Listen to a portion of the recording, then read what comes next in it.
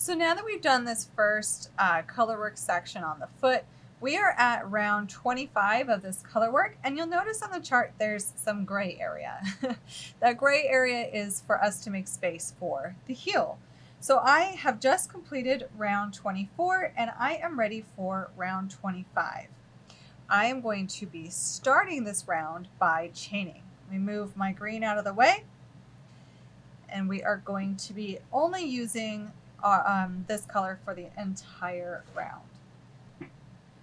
For round 25, we will be chaining 22 stitches.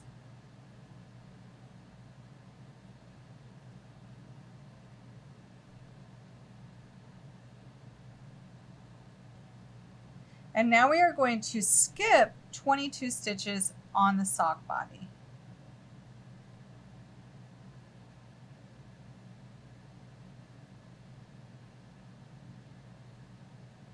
And then we are going to continue to work in that split single crochet, and we are going to do split single crochets in this lighter color till the end of the round.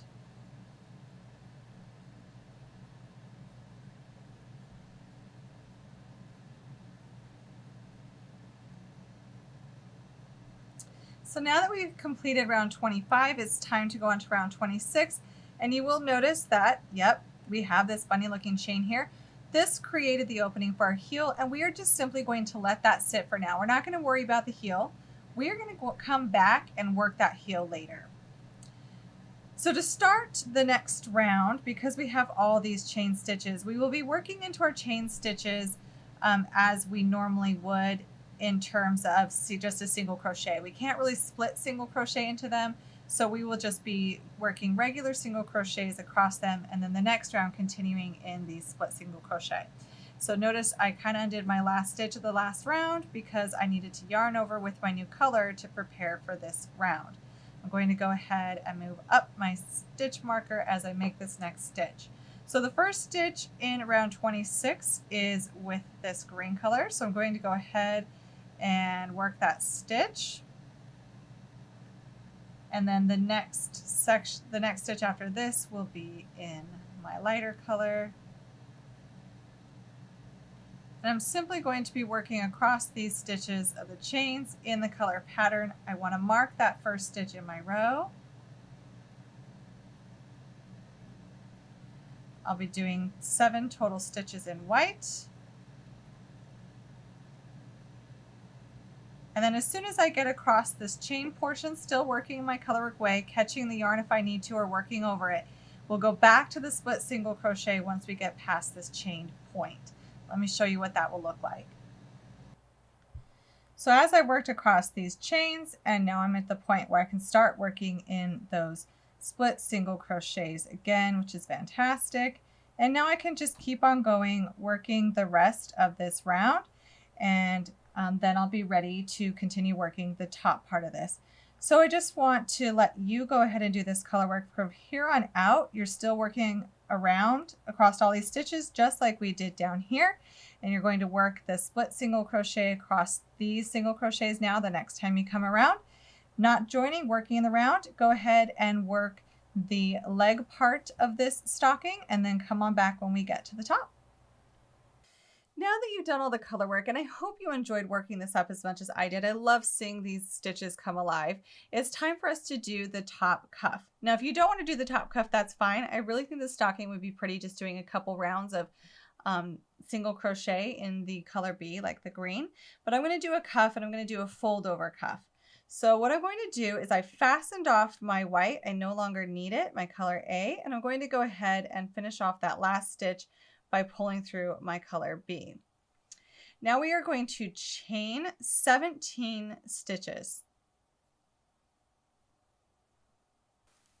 Now here's where, if you want to change the height of your cuff, take a look at it.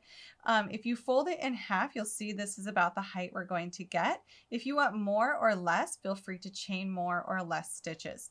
We're going to start by single crocheting into the second chain from the hook and in all the stitches until we work back down to the stocking body. Now that we're back down to the stocking body, we are going to slip stitch in the back loops only of the next 2 stitches from the stocking body. And then we're going to turn. And we're going to now skip those 2 slip stitches from the stocking body, and in the back loops only, we are going to single crochet the 16 stitches across. So for the rest of this cuff, we will be working in the back loops only for every single row. That's what creates that ribbed look.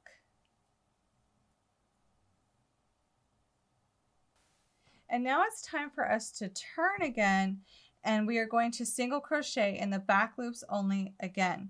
Now, normally in a lot of patterns, there will be a chain 1 as we get going, but I've learned that the chain 1 to start a new row when you're single crocheting is not necessary. You can simply omit it or do it. I like to omit it, and I will work the 16 stitches back down to the stocking body. And now that we're back down to the stocking body, this is all going to be repeats of these last 2 rows. I'm going to slip stitch in the back loop only for 2 stitches along the stocking body. And then I'm going to turn, and working in the back loop only and skipping those 2 slip stitches, I will single crochet 16. So we're going to repeat this all the way around until you've done all the stitches on the top of this stocking. And then once your ribbing is done, come on back and I will show you how to join your starting edge with your finishing edge. Now that I have worked this all the way around the top of the sock body, we've got this beautiful cuff and we're ready to join the sides. Since we're flipping this over and folding it, I'm going to go ahead and do a join where we're working from the bottom to the top. So it's a little bit trickier than working from the top down, but it's not too hard. So I'm going to do a slip stitch just to get my yarn at the base here. Do a final slip stitch, and I'm going to turn. And what we're going to do is we're going to go through the loop from our first edge, and then we're going to go through the back loop from our finishing edge. So I'm going to go through the first loop from the first edge, and then through the back loop of our finishing edge, and then I'm going to slip stitch that.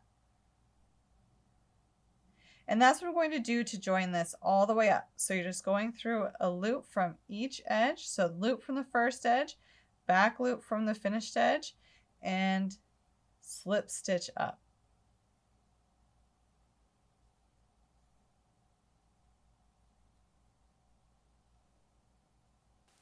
And now that I'm at that last stitch, we've joined our starting and our last edge together.